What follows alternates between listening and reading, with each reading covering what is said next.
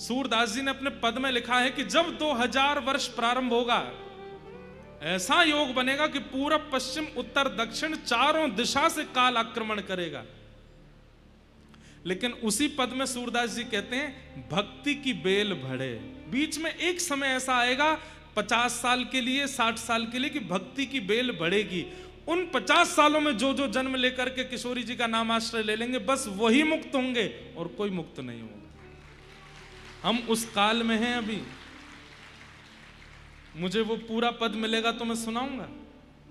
सूरदास जी भविष्य कथन कर रहे हैं। संवत 2000 के पीछे ऐसो जोग बने, पूरब पश्चिम उत्तर दक्षिण चहुविधि काल फिरे।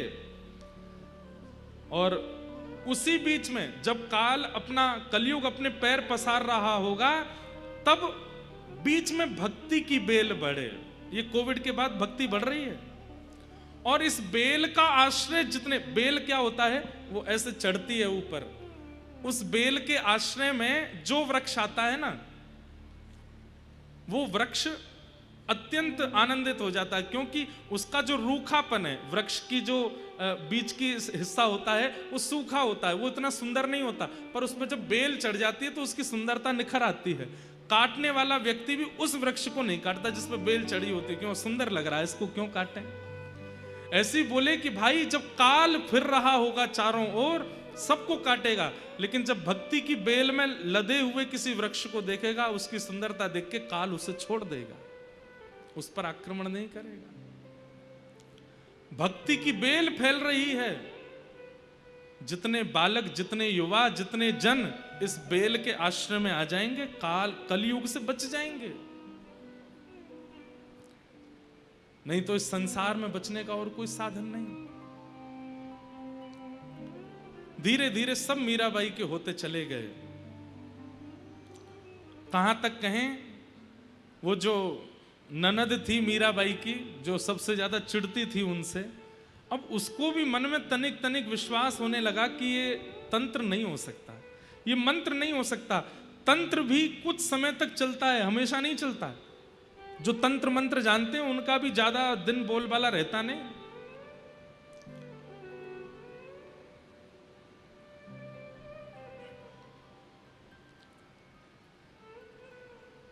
अंतिम प्रयास किया राणा ने। क्या प्रयास तो अनेक करने थे, पर इस प्रयास के बाद मीराबाई चली गई वहां से। और वो प्रयास क्या था?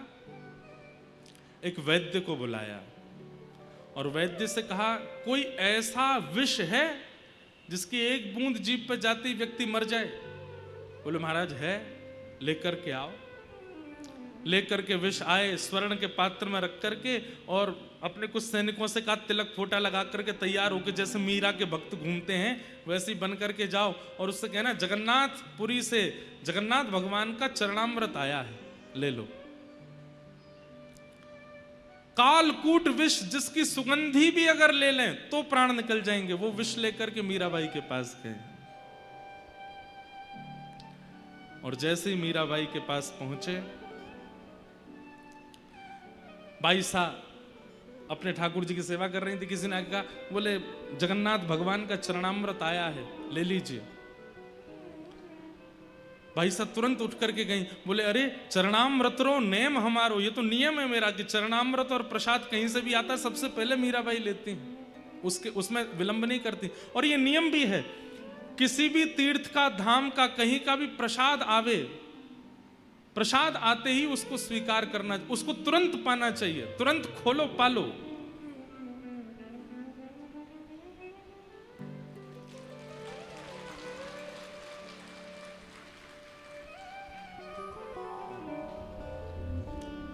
बोलो वृंदावन बिहारी लाल की, श्री राधा रमण लाल की। आज परम कृपा हम आप सब लोगों पर हुई है। परम पूजनीय प्रातः स्मरणीय श्री गुरुदेव भगवान करो नंद नदन को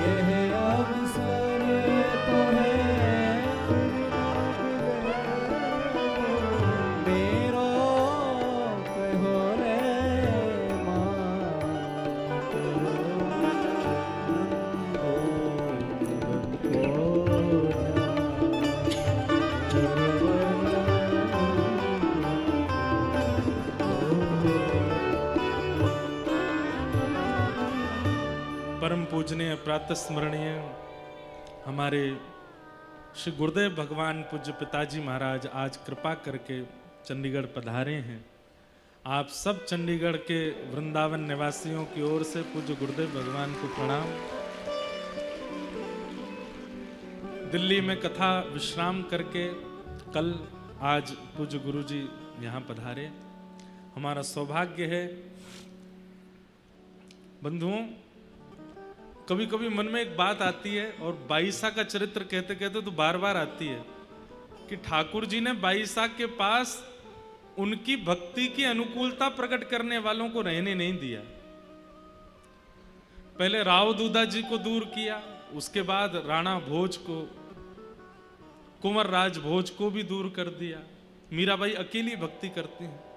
भाग्यशाली हैं, सौभाग्यशाली हैं वो लोग जिनके माता पिता भाई बंधु उनको भजन करने देते हैं।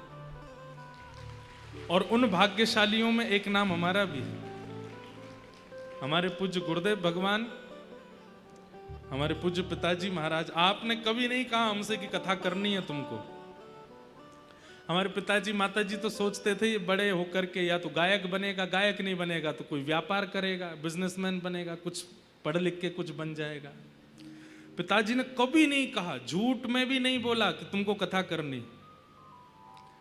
हमारे मन में भावना उत्पन्न हुई नाना जी की कृपा से, तो हमने निवेदन किया। पिताजी महाराज ने बस एक ही बात की, लाला सरल नहीं है। देखने में बहुत सरल लगता है व्यासपीठ पर बैठना, प्रवचन करना, पर यहां बैठ कर के केवल ख्याति प्राप्ति और दक्षिणा प्राप्ति के लिए प्रवचन नहीं होता। जितने लोग कथा में आते हैं उनके जीवन के परिवर्तन की जिम्मेवारी तुम्हारी बन जाएगी। और उसके लिए इतना भजन, इतना साधन, इतना अध्ययन करना पड़ेगा। तैयार हो तो ही करना। हमने कहा पिताजी आप मार्गदर्शन करना, जैसे आप कहेंगे करेंगे। और उन्हीं की कृपा से, उन्हीं के ही प्रोत्साहन से, उन्हीं के ही संरक्षण से आज ये भक्ति पथ जिस पर हम आप सब लोग चल रहे हैं, इस पर चलाने वाले हमारे पूज्य गुरुदेव ही हैं। उन्हीं की कृपा है। उन्होंने ही इतना अनुकूल बना दिया।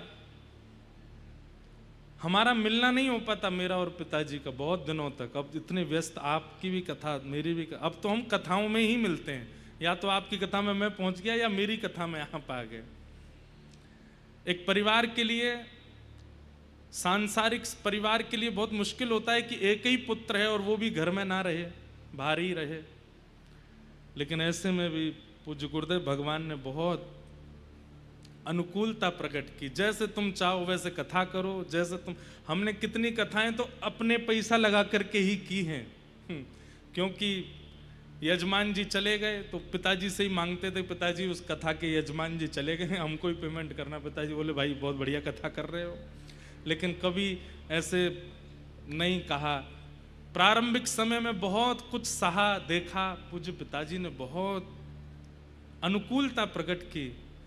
बंधुओं, जिस व्यक्ति के कारण या जिस संबंधी के कारण आप ठाकुर जी के समीप पहुंचे हो ना, उस व्यक्ति को ठाकुर जी से कम मत मानना। वो ठाकुर जी ही हैं, उनके चरण पकड़। तो हमारे एक प्रकार से गिरधर लाल जी आप यहां देखते हैं, हमारे ठाकुर जी ही गिरधर लाल जी सचल रूप में विराजमान है।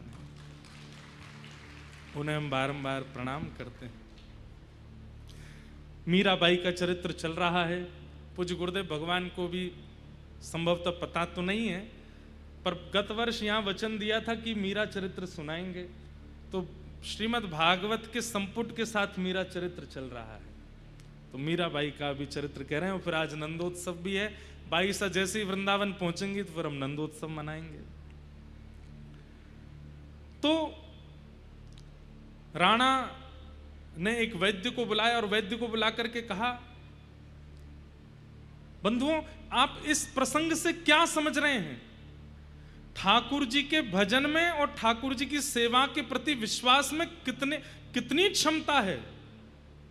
अरे शेर सामने आया, मीराबाई ने आरती कर दी, माला पहना दी, सुनने में बहुत आसान लगा। हमारे आगे जो विदेशी वो होते हैं ना, क्या बोलते हैं उनको, डॉग्स, देसी आ जाएं तो हम इतना नहीं, विदेशी आ जाएं तो हम डर के मारे भाग जाते हैं। सामने शेर आ जाए और उसको माला पहना रहे हैं। इतना विश्वास तो भजन से ही प्रकट हो सकता है। यहां पर रात्रि में कमरे की लाइट पूरी बंद नहीं करते लोग, क्यों? डर लगता है कोई देख तो नहीं रहा होगा हमको, कोई झांक तो नहीं रहा होगा।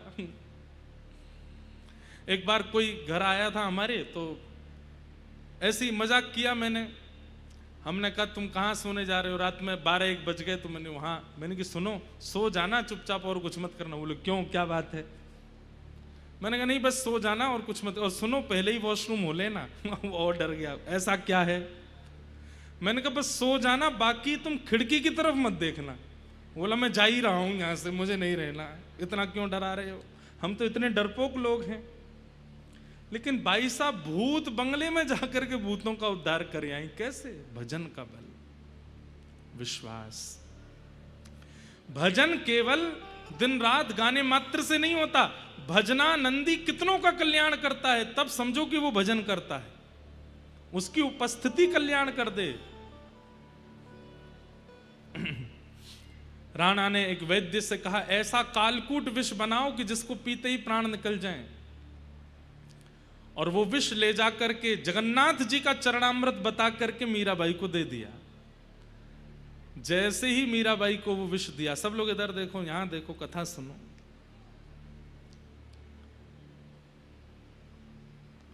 उतने में ही ननद जो देख रही थी उसको, उसके सामने ही सब होता था। आज पता नहीं उसके मन में क्या आया, दौड़ करके गई और बाईसा का हाथ पकड़ लिया, इसको मत पीना, जहर है। मैं जान गई हूं, मेरे दिव्य चक्षु खुल गए हैं भाभी सा। आप जिस दिन पहले दिन आई, आपने मुझे कंठी पहनाई, मैंने उसी दिन उतार दी थी। परंतु आज मेरे चित्त को यह अनुभव हो गया है कि आप सामान्य नहीं, आपका भजन बल अतीत है। मैं वो कंठी ढूंढ करके लाई हूं जो मैंने ही फेंक दी थी। आज आपसे कह रही हूं मुझे पहना दो। मीराबाई ने आज वही कंठी पहना दी अपनी ननद को। और फिर उसके बाद ननद बोली, अब आप ये विष मत पियो। मीराबाई बोली, बताते समय सैनिकों ने कहा था जगन्नाथ जी का चरणामृत है। अब जिस प्रकार रसगुल्ला का नाम लेते ही रसगुल्ला के प्रेमी के जीभ पे पानी आ जाता है, समोसा का नाम लेते ही उसको चाहने वाले के मन में इच्छा प्रकट हो जाती है, अब भगवत चरणामृत नाम लेते ही मेरे मन में भावना प्रकट हो चुकी है। अब मेरी जिह्वा व्याकुल हो रही है चरणामृत को लेने की। अब तुम भले ही कहो ये विष है, पर मेरा मन तो हो रहा है कि मैं इसे ग्रहण कर लूं, धारण कर लूं। ननद रोने लगी, चरण पकड़ ली, नहीं भाभी साहब मुझे क्षमा कर दो, ये विष है, इसको मत पीना। बोले अब मैं नहीं पीऊंगी तो जैसे एक व्यसनी तड़पता है व्यसन के लिए, मेरी जिह्वा तड़प रही है इसको पान करने के लिए। जगन्नाथ जी का चरणामृत मैं कैसे छोड़ूं? तुम बैठी रहो, कुछ नहीं होगा। और लेकर के प्याला जैसे मुख से लगाया, पान कर लिया। कहते हैं ज्यों ज्यों घूंट ले रही हैं मीराबाई, त्यों त्यों उनके दिव्य रूप का तेज बढ़ रहा है, घट नहीं रहा है। और जैसे ही विष का पान किया है, रूप देख करके ननद ने तो उनको उसी समय गुरु बना लिया। कंठी तो पहना दी, अभी मेरी गुरु। कुछ नहीं हुआ मीराबाई को। तुरंत अपना मुख प्रक्षालन करके हाथ धो करके बैठ गई सेवा करने के लिए गिरधर लाल जी की। ननद अब दौड़ करके राणा जी के पास गई और जाके बोली, भैया मैं आपके चरण पकड़ती हूं। ये भाभी सामान्य नहीं है हमारी, इतना सब कुछ आपने किया, ये सब जगह से जीवित बच गई हैं। ये कोई तंत्र नहीं है, ये कोई मंत्र नहीं है, मैंने प्रत्यक्ष देखा है, ये उनकी भक्ति। राणा बोले आज विष गया है, उसको पी के मरेगी वो। बोले मैं लेकर के आई हूं पात्र साथ में, पी लिया है, कुछ नहीं हुआ उनको। ननद तो सुधर गई, लेकिन राणा अब भी नहीं सुधरा। कई लोग ऐसे होते हैं, वो भक्ति के प्रगाढ़ रूप को देखने के बाद भी उनके चित्त में कुछ नहीं परिवर्तन होता। कितने लोग ऐसे कथा में आते हैं, खूब कथा सुनते हैं, लेकिन फिर भी उनका चित्त परिवर्तित नहीं होता।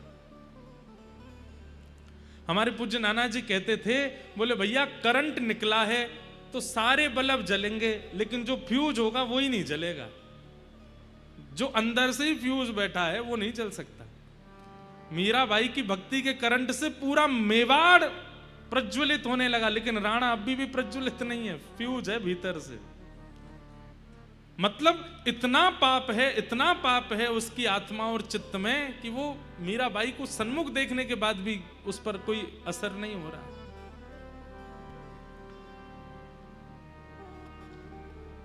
राणा ने तुरंत उस वैद्य को बुलाया और कहा, तुमने तो कहा था कि इसको सूंघने से मृत्यु हो जाएगी। वैद्य ने आके कहा, इसमें तो बहुत विष था, कहां गया सारा? बोले, सब पी गई मीरा, पचा गई। महाराज, मैं आपके आगे हाथ जोड़ करके कहता हूं, ये सामान्य नहीं है, ये वास्तविक कालकूट विष है। ऐसा विष पूरे ब्रह्मांड में नहीं है। ये महादेव के द्वारा पान किए गए विष से थोड़ा ही कम होगा। ऐसे कैसे कोई जीवित रह सकता है इसको पी के?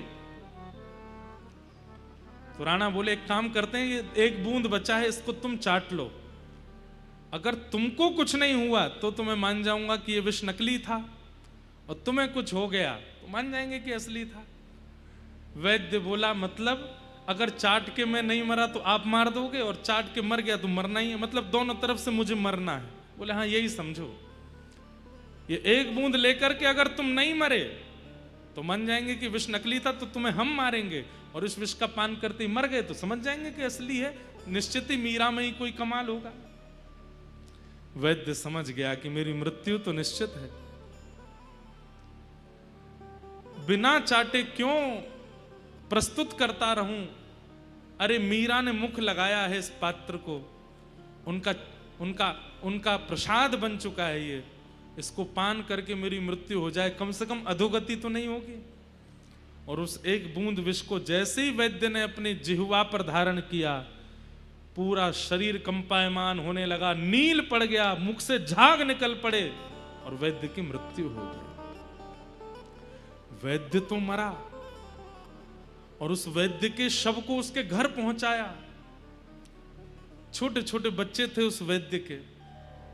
उन सब ने जैसे ही सुना कि मीरा के लिए विष बनाया था हमारे पिताजी ने, मीरा तो नहीं मरी लेकिन एक बूंद पी के हमारे पिताजी मर गए, वो सब बालक अपनी मां के साथ गए और मीराबाई के कक्ष के द्वार पर जाकर के रोने लगे। अपने पति को रख दिया सामने। मीराबाई सेवा में थी, तुरंत पूछी, ये रोने की आवाज क्यों आ रही है? दौड़ करके बाहर गई तो देखा तो एक पत्नी अपने पति को गोद में ली और छोटे छोटे बच्चे हाथ जोड़ करके रो रहे हैं, मीराबाई से प्रार्थना कर रहे हैं, हमारे पिताजी वापस भेज दो, हमारे घर में और कोई नहीं है। मीराबाई बोली, इनकी मृत्यु हुई कैसे? तब ननद ने आके पूरा सच्चाई बताई, आपके लिए विष बनाया था, आपको तो कुछ हुआ नहीं, उसकी एक बूंद भैया ने इसको पिला दी, जानने के लिए कि विष असली है कि नहीं, इनकी मृत्यु हो गई। मीराबाई गई अपने ठाकुर जी के सामने और अपने ठाकुर जी से जाके कहती हैं,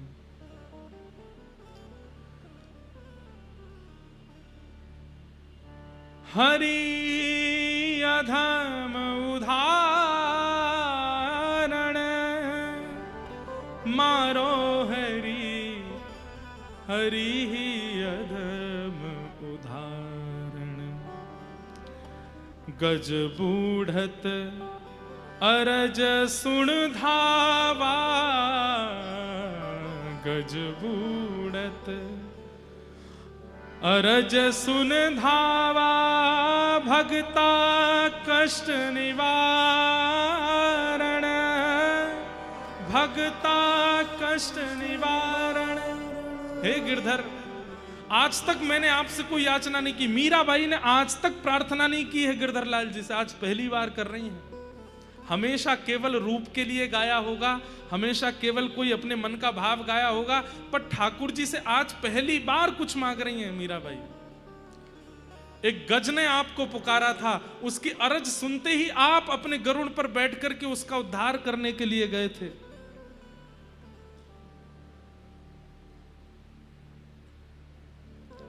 आप अधम उदाहरण हो। द्रुपद सुतानो चीर बढ़ाया, द्रुपद सुतानो चीर बढ़ाया, दुशासन मद मारण, दुशासन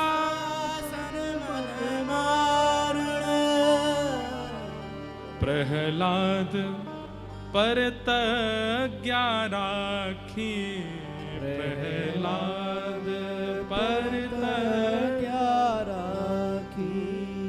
हिरणाकुशनक उद्र विदारण, हिरणाकुशनक निवारण।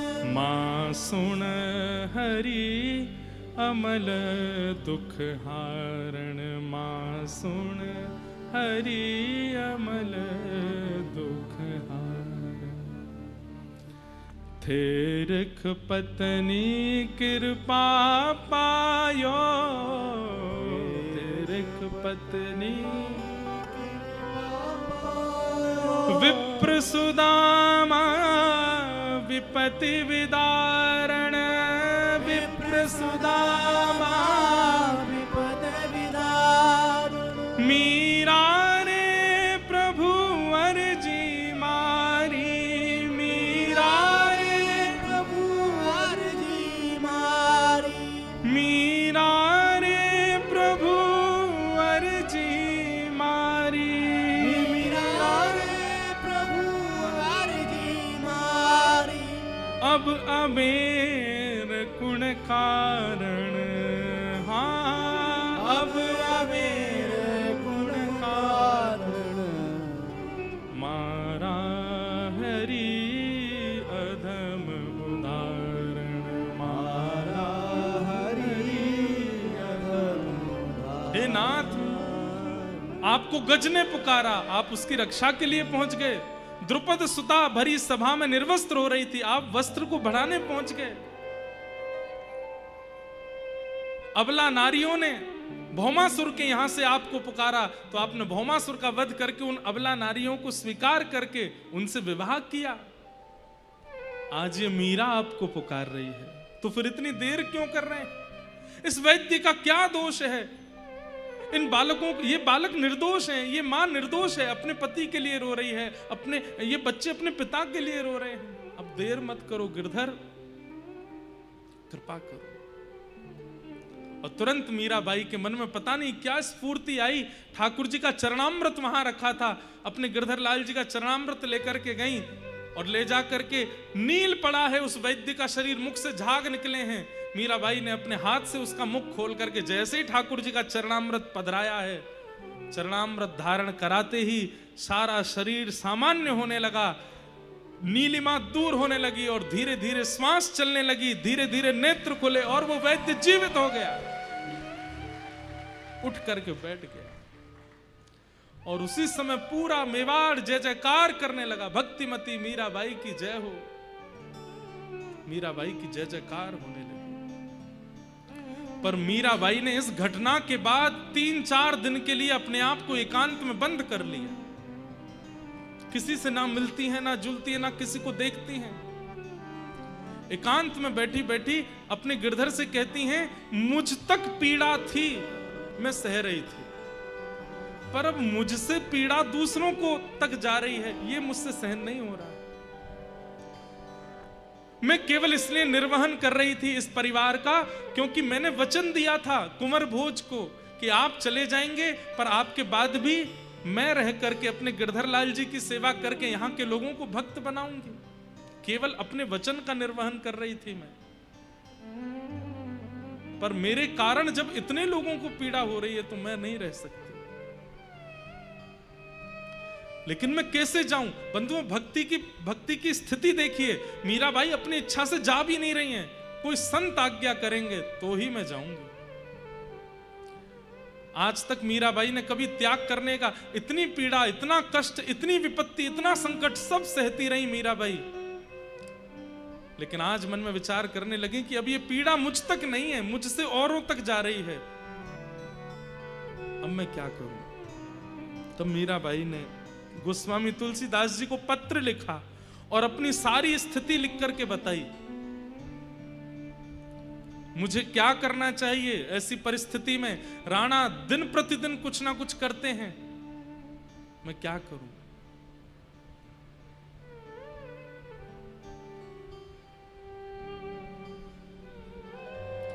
हरि को मैं छोड़ नहीं सकती, अपना वचन निर्वहन मुझे करना है, आप आज्ञा करें मैं क्या करूं। गोस्वामी तुलसीदास जी ने एक चौपाई लिख करके भेजी मीराबाई को और कहा कि जाके ही अनाराम वै देही तजिए ताहि कोटि वैरि सम यद्यपि परम सने। गोस्वामी जी ने स्पष्ट लिख दिया, जिसके हृदय में हमारे आराध्य नहीं बैठे हों, ध्यान से सुनिएगा, जिसके हृदय में हमारे आराध्य नहीं बैठे हैं, उसी एक करोड़ों वैरियों के समान, अपने करोड़ों दुश्मनों के समान उसको जानिए जो आपके समान भक्ति नहीं करता है, जो आपके ठाकुर को नहीं मानता, आपके आराध्य को नहीं मानता, आपकी भक्ति में बाधक बनता है, आपके साथ कभी वृंदावन की स्मृति नहीं करता, वृंदावन का नाम, कथा का नाम, आदि आदियों का नाम सुनकर के चिढ़ जाता है और आपके ऊपर आक्षेप करने लगता है। इस प्रकार के व्यक्तियों को 100 दुश्मन के समान मानिए। जाके ही न राम वै देही तजिए ताहि कोटि वैरि सम, करोड़ों वैरियों के समान उसको तुरंत त्याग दो, चाहे वो कितना भी अपना क्यों ना हो, उसको छोड़ दो। प्रयास किए आपने, 2, 3, 4 बार प्रयास किए, उन प्रयासों से भी उसके हृदय में अगर भक्ति नहीं हो रही है, आपको तुरंत वहां से चले जाना चाहिए। गोस्वामी जी ने पद लिख करके भेज दिया। मीराबाई ने उसके बाद एक क्षण भी विचार नहीं किया, अपने गिरधर लाल जी को गोद में लिया, सब गिरधर लाल जी की सामग्री लेकर के, और मीराबाई ने मेवाड़ का त्याग कर दिया। कहते हैं बंधुओं, मेवाड़ का त्याग करते ही भूखमरी हो गई मेवाड़ में, वर्षा नहीं हुई, अनाज होने बंद हो गए, खेती बाड़ी होनी बंद हो गई, और मीराबाई छोड़ करके चली गई। और पहले तो मीराबाई मेड़ता गई हैं, आज मेड़ता में सब नाच रहे हैं, आज मेड़ता में आनंद हो रहा है, क्योंकि विवाह के बाद पहली बार मीराबाई आज लौट करके वर्षों बाद आ रही है। मेवाड़ में संतों की जमात लगी है, सब नाच रहे हैं, गा रहे हैं, उत्सव मना रहे हैं, मीराबाई आ रही। मीराबाई आई, कुछ दिन वहां रही, और उसके बाद में अब सोच लिया कि अब मेरी गति ना तो अपने घर है ना परायों के घर है, मेरा स्थान तो केवल वृंदावन है। और भक्तिमती मीराबाई निकल पड़ी वृंदावन की ओर। इतनी आयु हो जाने के बाद मीराबाई पहली बार आज वृंदावन जा रही हैं। कहते हैं मीराबाई 5 कदम चलती हैं और वृंदावन पूछती हैं सखियों से कितना दूर रह गया, कहती हैं अभी तो इतना 100 कोष दूर है वृंदावन। वो सुनते ही बेहोश हो जाती हैं, बोले मुझे विश्वास नहीं हो रहा कि मैं वृंदावन जा रही हूँ, मैं अपनी ससुराल जा रही हूँ, अपने प्रियतम के पास जा रही हूँ। फिर होश में आती हैं, फिर नाचते गाते चलने लगती हैं, फिर पूछती हैं कितनी दूर वृंदावन, बोले बस अब तो इतनी दूर रह गया, फिर मूर्छित होकर गिर पड़ती हैं। ऐसे मीराबाई पहली बार वृंदावन जा रही है। लागे वृंदावन नीको आली माने, लागे वृंदावन नीको, लागे वृंदावन नीको आली माने, लागे वृंदावन। गाइए भाव से,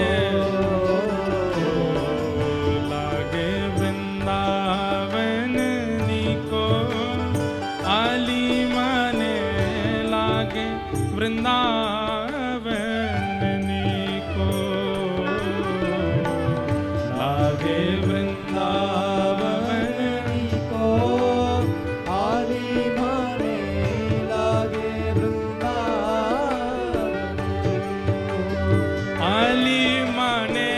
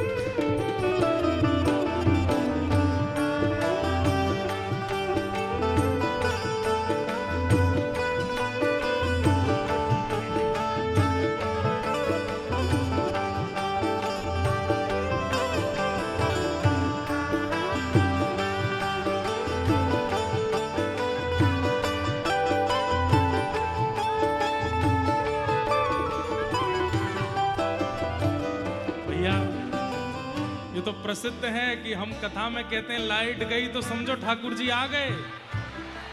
बोल वृंदावन बिहारी लाल की।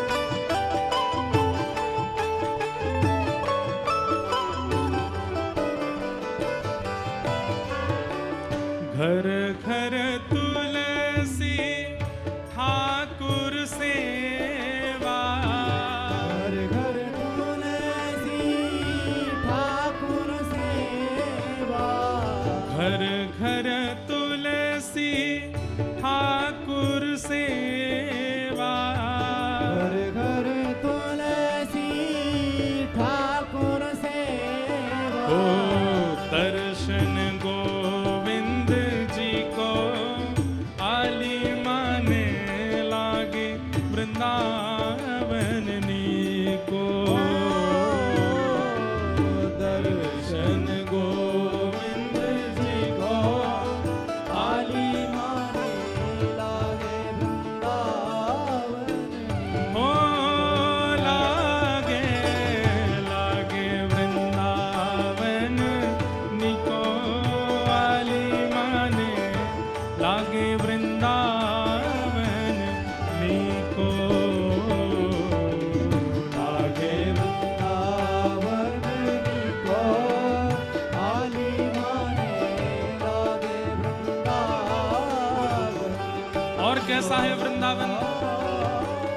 निर्मल नीर बहे यमुना को, निर्मल नीर बहे यमुना को, निर्मल नीर बहे यमुना को।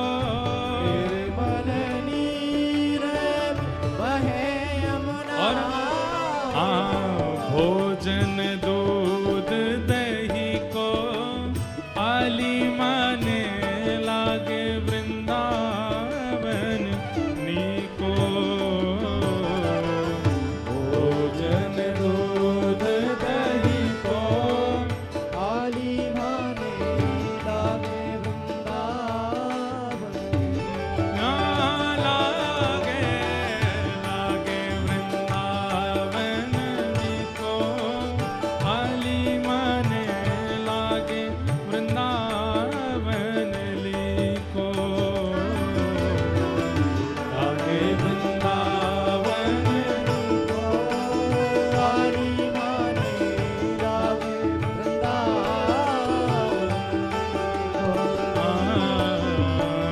लागे वृंदावन निको आली माने लागे वृंदावन निको। लागे वृंदावन निको आली माने लागे वृंदावन। और क्या है वृंदावन में? रतन सिंहासन आप विराजे, रतन सिंहासन आप विराजे, रतन सिंहासन आप विराजे। रतन सिंहासन आप विराजे। ओ गिरधर लाल विराजे, लाल विराजे, राधा रमण विराजे। रमण विराजे, ओ राधा वल्लभ विराजे, राधा वल्लभ विराजे, राधा गोविंद विराजे। राधा गोविंद विराजे। ओ गोपीनाथ विराजे, गोपीनाथ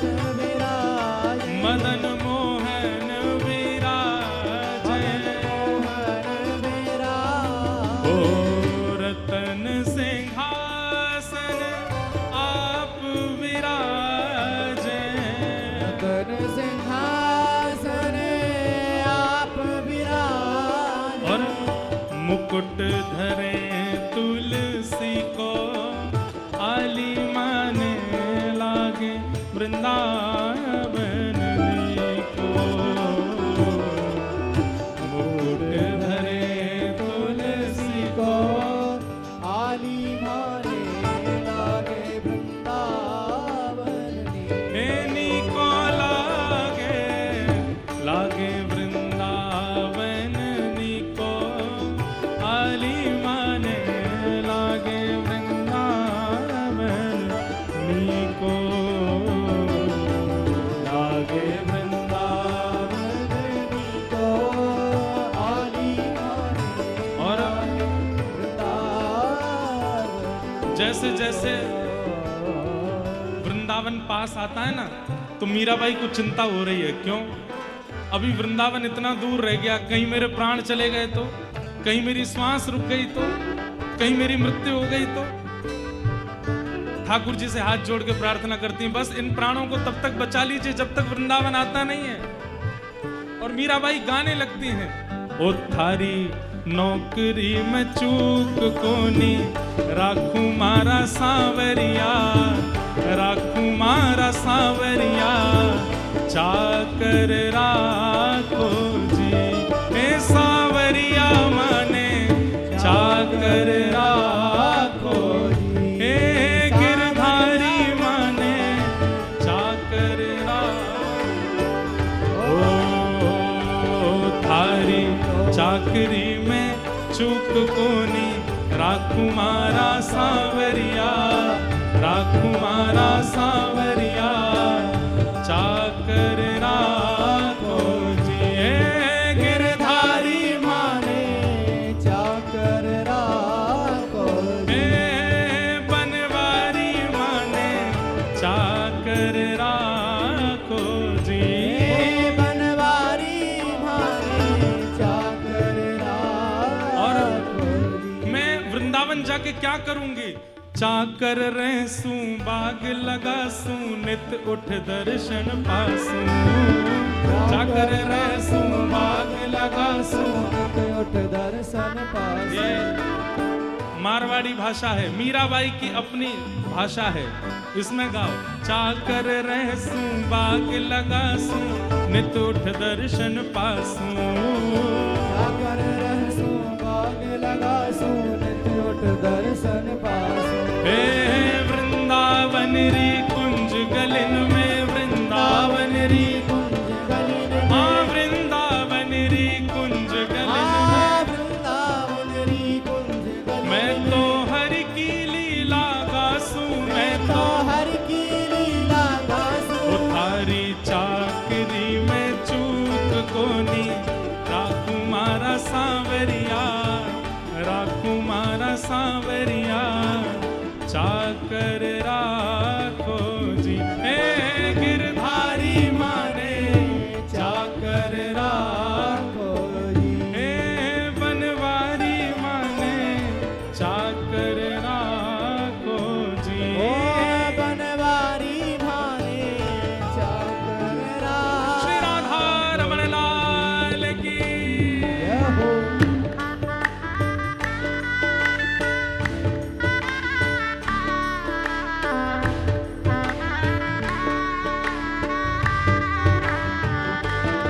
श्री वृंदावन धाम की, श्याम सुंदर श्री यमुने महारानी की। जय हो।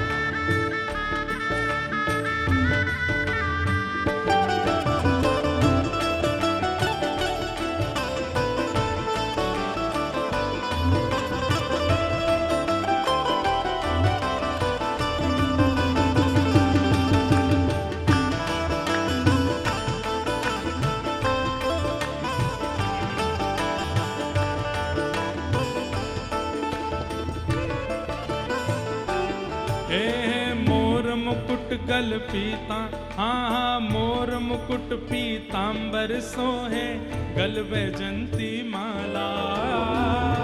मुकुट पीतांबर सोहे, गल वैजंती माला। हे मोर मुकुट पीतांबर सोहे, गल वैजंती माला। मुकुट पीतांबर सोहे, गल वैजंती माला। साथ में जो सखियां चल रही हैं वे कह रही हैं, हे भाई साहब ऐसा क्या है वृंदावन में? तब मीराबाई बीच बीच में बताती हैं, मोर मुकुट पीतांबर सोहे गल वैजंती माला। मुकुट पीतांबर सोहे गल वैजंती और माला। हे वृंदावन में धैनु चरावे, वृंदावन में धैनु चरावे, वृंदावन में धैनु चरावे, वृंदावन में धैनु चरावे। यहाँ मोहन मुरली वाला, यहाँ मोहन मुरली वाला, ओ यहाँ मोहन मुरली वाला, यहाँ मोहन मुरली वाला। थारी चाकरी में चूक कोनी, राकुमारा सांवरिया, राकुमारा सांवरिया, चाकर राखो जी है गिरधारी माने चाकर राखो जी। हे बनवारी माने चाकर राखो जी है। बनवारी माने चाकर राखो। हे गिरधारी माने चाकर राखो जी ओ है। गिरधारी माने चाकर राखो जी। और वृंदावन में क्या करेंगे? और क्या करेंगे वृंदावन जाके? हरे हरे नित बाग लगाऊं, बीच बीच रखूं क्यारी। हरे हरे नित बाग लगाऊं, बीच बीच रखूं प्यारी। हे हरे हरे नित बाग लगाऊं, बीच बीच रखूं क्यारी। हरे हरे नित बाग लगाऊं, बीच बीच रखूं प्यारी। हे सांवरिया के दर्शन पाऊं, सावरिया के दर्शन पाऊं, गिरधारी जी के दर्शन पाऊं। गिरधारी जी के दर्शन मैं पाऊं। तो सांवरिया के दर्शन पाऊं, मैं सावरिया के दर्शन पाऊं। गिरधारी जी के दर्शन पाऊं। गिरधारी जी के दर्शन पाऊं। यहाँ पहर कुसुमल सारी, यहाँ पहन कुसुमल साड़ी। ओह पहर कुसुमल सारी, हाँ पहन कुसुमल ओ साड़ी। थारी चाकरी में चूक कोनी, राकुमारा सांवरिया, राकुमारा सांवरिया, चाकर राखो जी हे।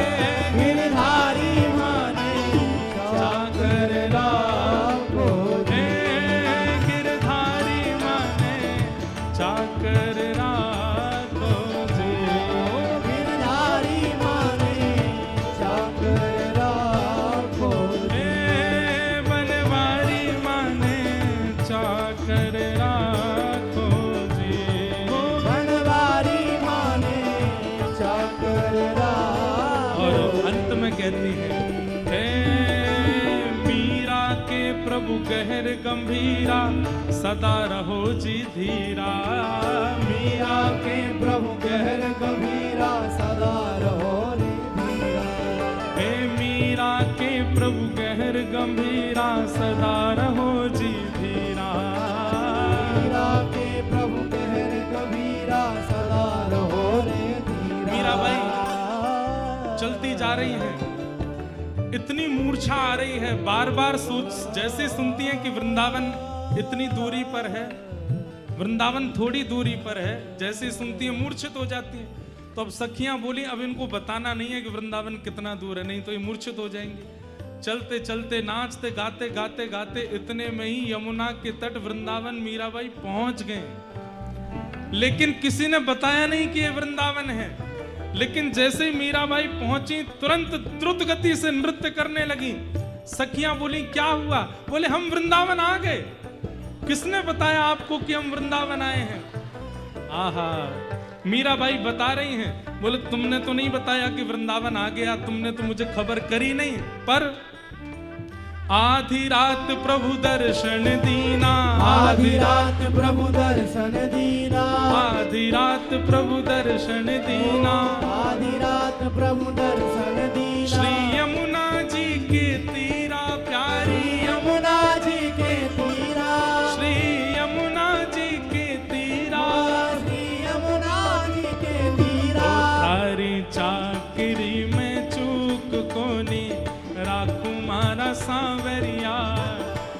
राकुमारा सांवरिया चाकर राखो जी। ओ गिरधारी माने चाकर राखो जी। हे गिरधारी माने चाकर राखो जी। ओ गिरधारी माने चाकर राखो जी। थारी चाकरी में चूक कोनी राकुमार सांवरिया